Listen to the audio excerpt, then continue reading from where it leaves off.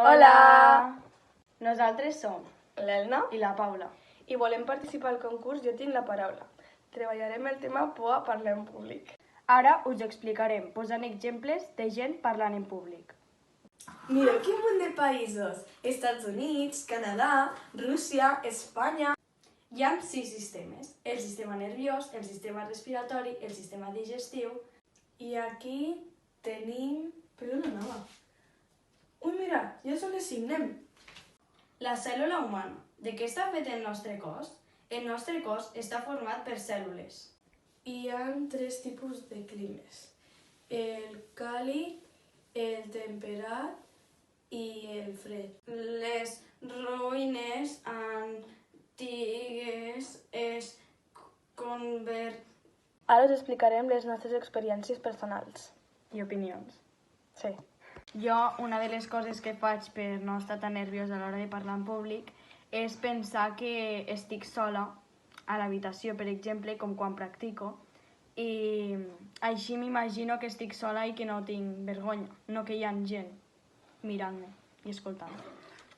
Jo, sincerament, el que faig per a tranquil·litzar-me, per a no tenir tanta por, és, abans de sortir a llegir, m'entretinc fent alguna altra cosa com parlar amb amics o mirant el mòbil o alguna altra cosa que m'aïlli del que vaig a fer, i després també practicar abans de sortir per a no tenir cap error, i quan ja estic allí parlant m'imagino que el públic és gent que ja conec, com amics, família, com quan he estat practicant a casa, doncs que és la meva família o a classe, els meus amics, coses així per a tranquil·litzar-me.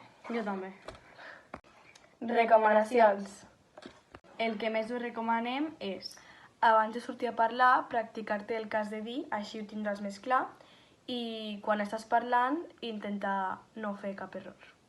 I també una cosa que creiem que és molt important és a l'hora de quan tu vas a parlar o explicar qualsevol cosa davant del públic, imaginar-te que el públic és gent que li tens molta confiança, amics, familiars, persones que coneixes i que no t'importaria parlar-li sobre qualsevol tema.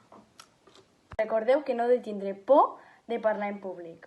Per exemple, si teniu por a les serps, aranyes, altres animals, monstres, fantasmes, això és normal.